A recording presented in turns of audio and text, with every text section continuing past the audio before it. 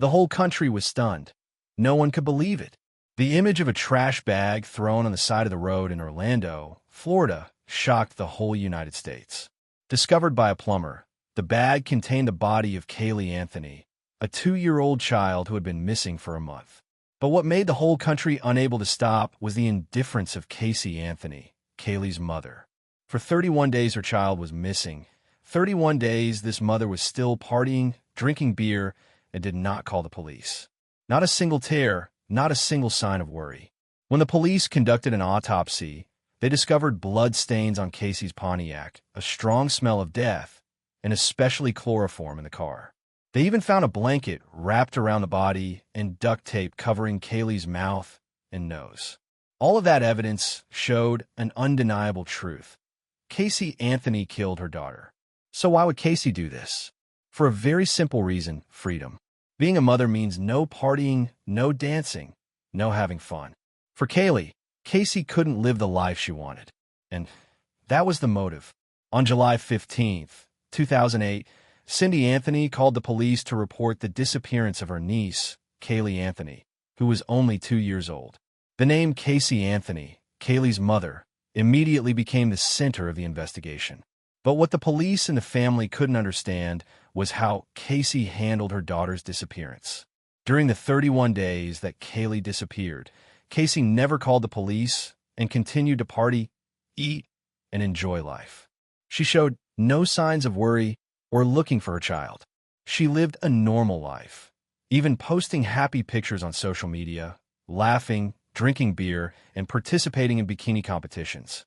The family was worried and tried to contact her, but the truth was only revealed when Cindy called the police and said her daughter's Pontiac Sunfire was left in the parking lot with a strange stench. When the police arrived, they detected a foul odor coming from Caylee's car.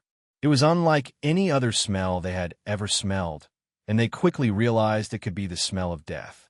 Inside the car, trash bags were strewn about, filled with rotting food, but what alarmed them even more was the traces of chloroform, a substance that can be used to anesthetize people, and on Caylee's mouth, duct tape. The traces made everyone suspect that Caylee's death was not an accident, but an intentional act. Further investigation only revealed the truth. Caylee had lied many times about Caylee's whereabouts.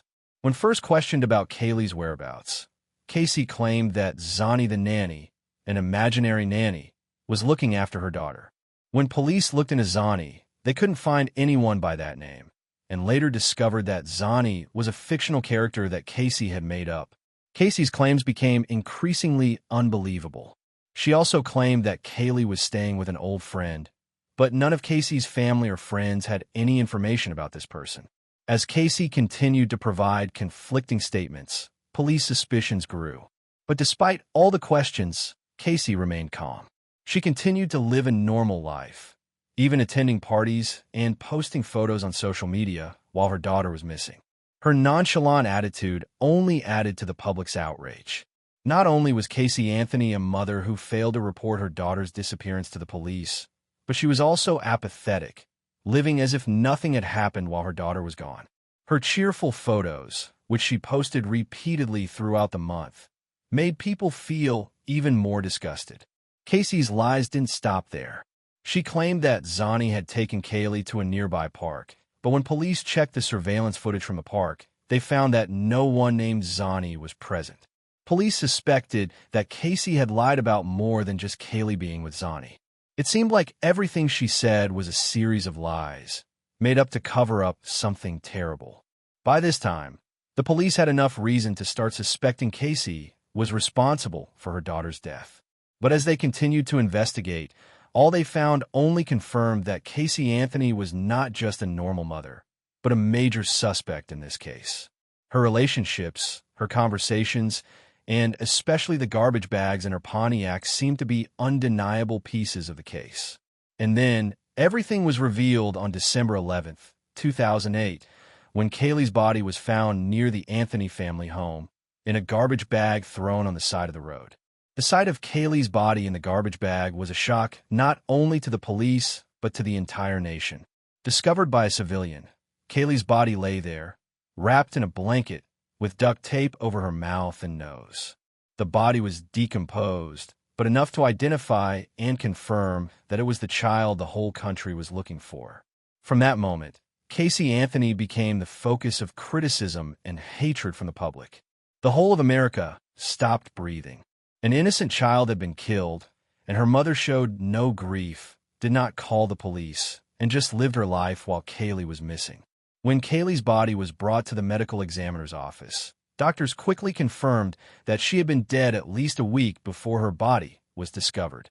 Although the exact cause of death could not be determined due to decomposition, one thing was clear: this was not a natural death. Caylee had been murdered. Forensic experts also found traces of chloroform in Casey's Pontiac, a substance that could only be used to anesthetize a victim. This further raised suspicions that Caylee Anthony had anesthetized Caylee and then killed her. The discovery of duct tape covering Caylee's mouth and nose also suggested intentional homicide. When all the clear and undeniable evidence was presented, Caylee continued to maintain a cold demeanor. She showed no concern or remorse. She claimed that Caylee died from drowning in her grandparents' pool, but there was no evidence to support that. All the forensic evidence proved that Caylee was murdered and Caylee was responsible. On July 16, 2008, when Caylee Anthony began her questioning by the police, things seemed to be going smoothly.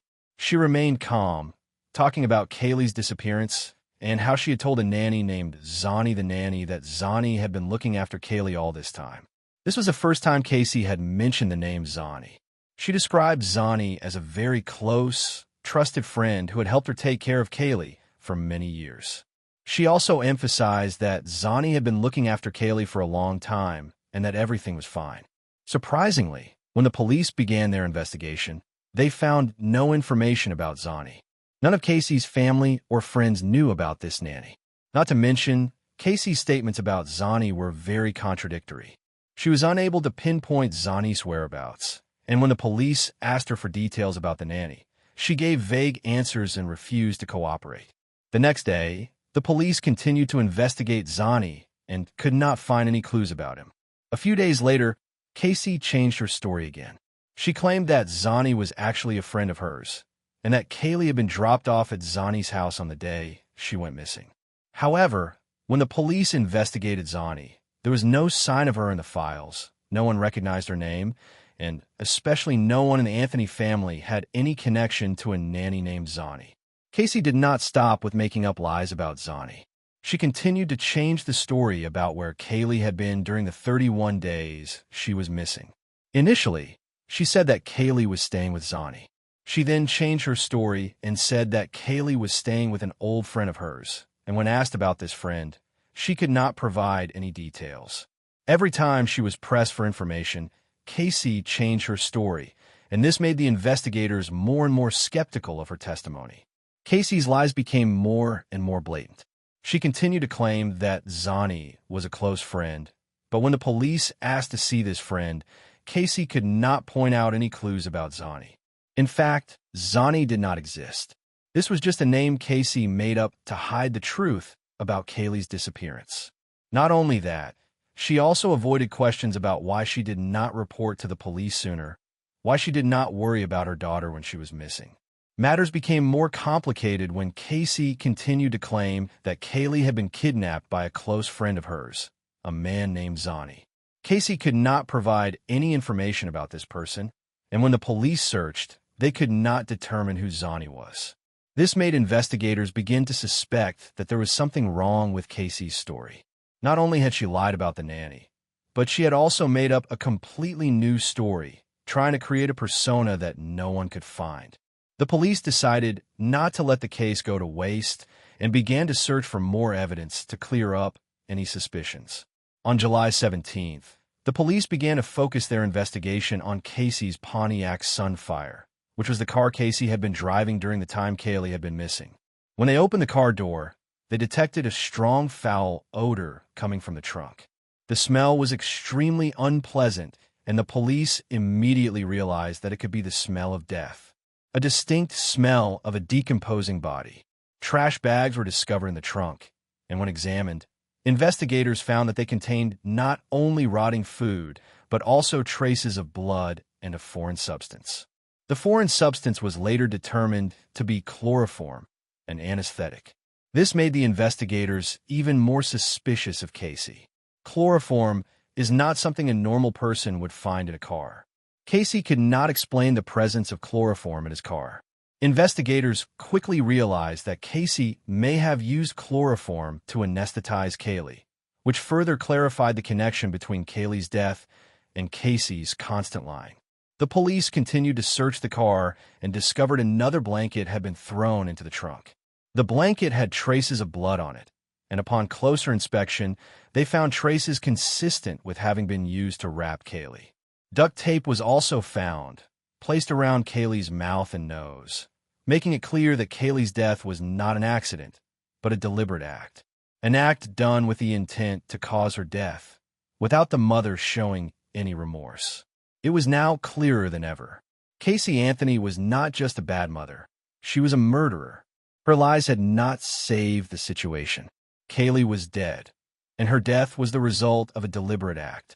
The public was outraged as these details were revealed. The truth was revealed, and criticism began to pour in on Caylee. Caylee herself still could not admit the truth. She continued to maintain her composure and kept changing her story. Although the evidence piled up against her, Caylee did not waver. She insisted that Caylee had died in an unfortunate accident.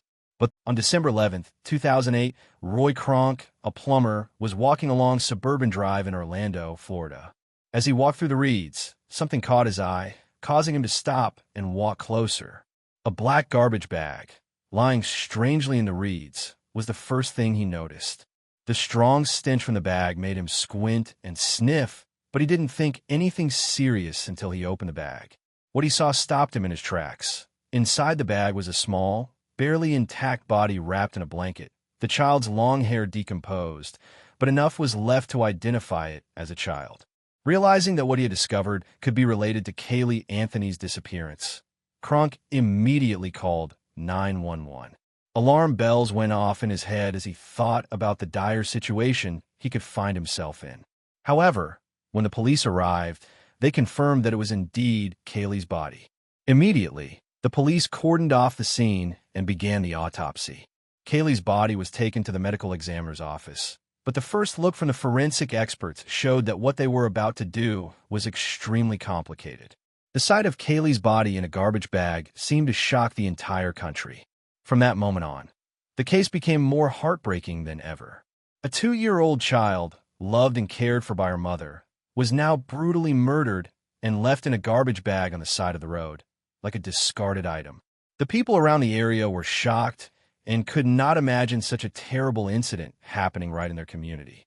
When the body was brought to the forensic room, doctors immediately began an autopsy. However, because Caylee's body had begun to decompose severely, determining the exact cause of death was not easy. Even the forensic doctors could not determine the exact time of death. But one thing was clear: Caylee had been dead at least a week before her body was discovered. The marks on her body showed that her death was not natural. Moreover, the finding of duct tape covering Caylee's mouth and nose made the forensic doctors and police even more certain that this was not an accidental death. As the autopsy results were released, the smell of death in Caylee Anthony's Pontiac reinforced the suspicion that Caylee was dead and that her body had been hidden in the car for some time before it was discovered. What worried investigators even more was the discovery of a large amount of chloroform in the car. Chloroform is a substance that can cause unconsciousness and even anesthesia, and its presence in Caylee's car led investigators to believe that Caylee may have been unconscious before she was killed. Data from the Anthony family's computer also revealed searches for chloroform and how to break a neck, a strong indication that Caylee Anthony had planned to kill her daughter. On December 12, 2008, when news of Caylee's death was released, the media began reporting the details of the case. Caylee Anthony became the focus of public outrage, and as the police began to unravel the case, people could not believe her indifference. Photos of Caylee Anthony happily partying, dancing, and laughing during the time Caylee was missing painted an unacceptable image in the eyes of the public. Stories of her participating in bikini contests and parties dominated the media. The contrast between the image of a mother who should have been grieving the loss of her child and Caylee's indifferent behavior during that time made the public even more outraged. A 2-year-old child died in brutality, and her mother was only concerned with living her life freely, without any concern or remorse. Caylee's image seemed inseparable from the hatred of the community. The public could not understand how a mother could be so indifferent when her child was in danger. The details of her life while Caylee was missing, from not reporting it to the police to attending parties, only added to the public's disgust for her. Things began to unravel. The stories about Zani the nanny, the stories about Caylee being here and there, all came crashing down like sandcastles as the police began to examine each detail and find the truth. Furthermore, as Caylee Anthony continued to maintain a calm demeanor, without any hint of remorse or grief, suspicions about her became increasingly clear. As Caylee began to answer police questions, she kept changing her story about Caylee's whereabouts, about the nanny Zani, and about the people involved in the disappearance. She began to give contradictory statements, from saying Caylee was at Zani's house to saying she was at another friend's house. But it was all lies. The evidence was mounting, and Caylee couldn't escape these statements. The inconsistencies in Caylee Anthony's testimony led to a series of suspicions, and all the police had to do was collect evidence to prove that she was the culprit. Investigations continued, and every piece of evidence, no matter how small, pointed to Caylee Anthony as the one who caused Caylee's death. Not only the traces of chloroform, not only the duct tape, but also her contradictory statements throughout the investigation. Forensic results and public outrage. When the forensic doctors conducted the examination and confirmed that Caylee had been strangled, all doubts about her death were cleared. There was no doubt that Caylee Anthony was the one who caused her daughter's death. But what was even more frightening was that she showed no remorse or regret. She continued to maintain her story and kept changing her story about what had happened. When the news of Caylee's death broke, people couldn't believe it. The whole country was shocked. The pictures of Caylee Anthony at parties, the stories of her continuing to live a happy life while her daughter was dead, became indelible. On May 24, 2011, the courtroom at the Orange County Courthouse in Florida became a hot spot for the media and the public. Although the Caylee Anthony case had attracted attention from the very beginning, now that the trial had officially begun, the tension was at its peak. The courtroom was packed with people, from reporters to the public who were present in the courtroom to witness an event they could not miss. From legal experts to psychologists, everyone was eagerly awaiting a dramatic legal battle. From the very beginning of the trial, prosecutor Jeff Ashton showed a clear confidence. He stood before the jury, his face solemn, and began his opening statement. Caylee Anthony did not die by accident, but by the hands of her mother. Caylee Anthony killed her daughter because she could not bear the responsibility of being a mother, could not bear the bond that child brings. He went on to show photos of Caylee partying, laughing, and attending bikini contests while her daughter was missing for a month. She was living a free life, going out and doing whatever she wanted, not worrying about her daughter, while her 2-year-old was dying in her own home, Ashton concluded. This was a powerful statement about Caylee's motives, to live freely, free from the constraints of motherhood. Reporters took notes, television cameras focused on Caylee, the mother America had become familiar with from images of laughing at parties. Caylee sat silently, her face stoic, her eyes unflinching. She showed no emotion, even though the prosecutor's accusations made everyone in the courtroom choke up. The defense team, standing opposite, began to counter. Jose Baez, Caylee's lead attorney, spoke up shortly afterward with a completely opposite strategy. The prosecutor jumped to conclusions, made baseless judgments. There is no evidence to prove that Caylee killed her daughter. Caylee may have died accidentally, possibly by drowning in her grandparents' pool. Baez not only offered a simple hypothesis, but also opened a controversial path. Caylee hid Caylee's death out of fear of being blamed, and pressured by her family. Baez went on to criticize the prosecutor for imposing a conclusion that was not supported by the evidence. Caylee Anthony is not a murderer. She is a grieving, worried, and scared mother. The defense team echoed Baez's assertion that one cannot jump to conclusions about Casey's actions based on incomplete details. While Baez's words gave the defense team some hope, the public was still critical, unable to forgive Casey's indifference during the search for Caylee. The forensic evidence only made it clearer how serious the case was. The courtroom fell silent as Caylee was asked to take the stand. She stepped forward with a stoic expression, devoid of emotion. Everyone looked at her, searching for a sign of remorse, a hint of regret, but there was none. She stood there, eyes fixed forward, as if she had nothing to regret. The courtroom couldn't take its eyes off her. Prosecutor Jeff Ashton continued to lead the case by pointing out the traces in Casey's car. The smell of death from her Pontiac Sunfire had been identified as the smell of a decomposing body. This was something the prosecutor couldn't ignore. Chloroform was found in the car, and according to forensic experts, Caylee may have been intoxicated before her death. We're not talking about a simple death, but a deliberate act, a planned death.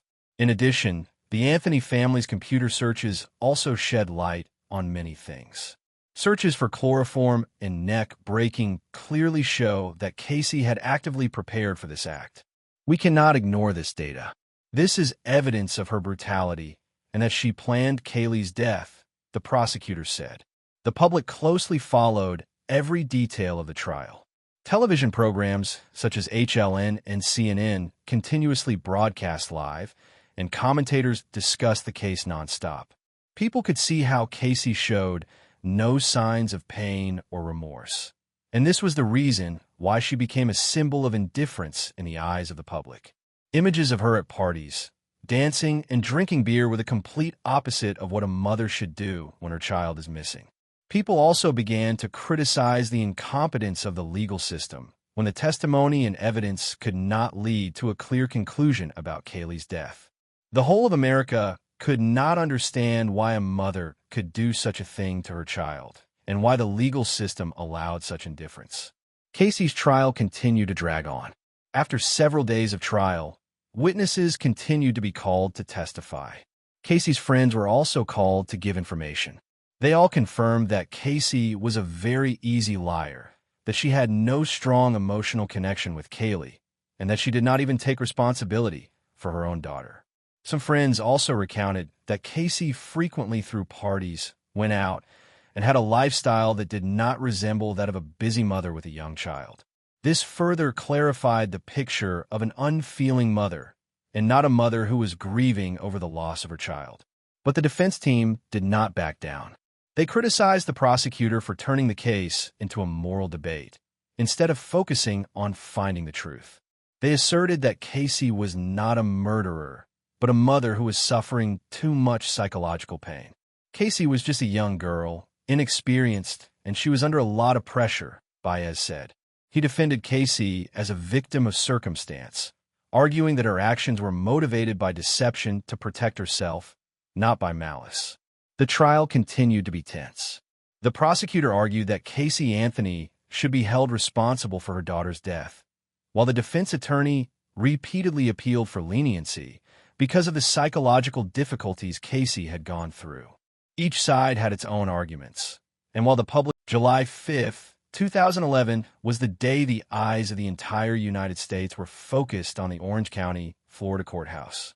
The entire country, from ordinary citizens to legal experts, awaited the outcome of one of the most sensational cases in recent history.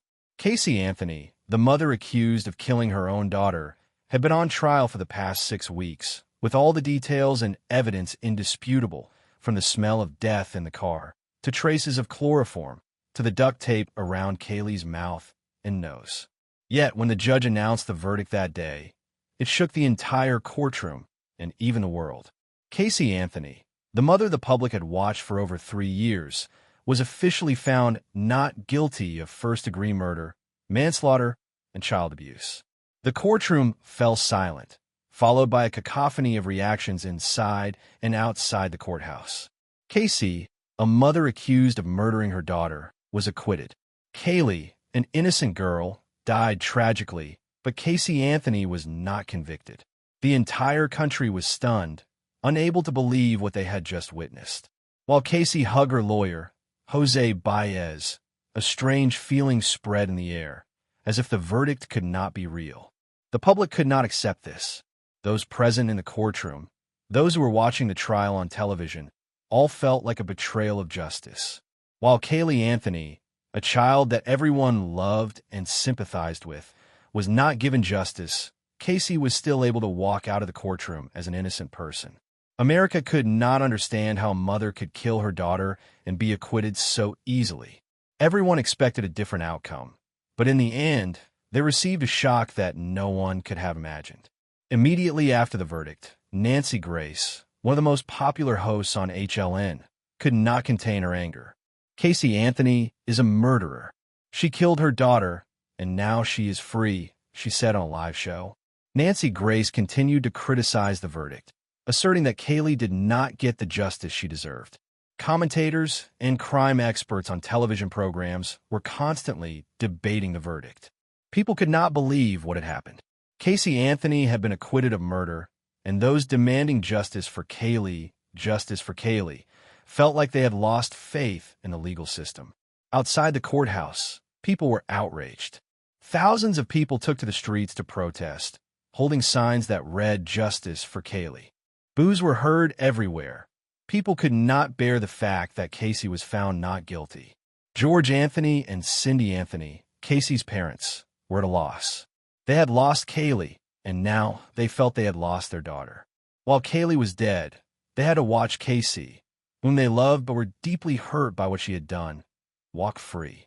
They were in the middle of a never-ending battle, and it seemed like it would never end. Even after the verdict, Caylee Anthony made no formal apology to Caylee or her family. She showed no remorse, even though it was clear she knew her daughter's death was tied to her own. In interviews after the trial, Casey continued to maintain a cool demeanor, saying she felt no wrongdoing in her actions. She maintained that she did not kill Caylee and that she was just suffering from a life of hurt. She did not apologize to Caylee's family, did not apologize to the public, and did not show any signs of remorse. Instead, she continued to live her life, even though the entire United States had long since condemned her. But throughout the time after the trial, Caylee Anthony was not forgotten. People continued to demand justice for her. Interviews, documentaries, and articles about the case continued to be aired and published in the media. A series of documentaries about the case were released, making the story of Casey and Caylee an integral part of American culture. Caylee was not just a child who was murdered, but a symbol of innocence lost. Some felt that justice had been betrayed. Legal experts continued to debate the correctness of the verdict, and many felt that the legal system had failed to find the truth. However, there are also those who believe that Casey is truly innocent and that she is just a broken mother suffering from trauma that we cannot fully understand. This creates a debate that will never end.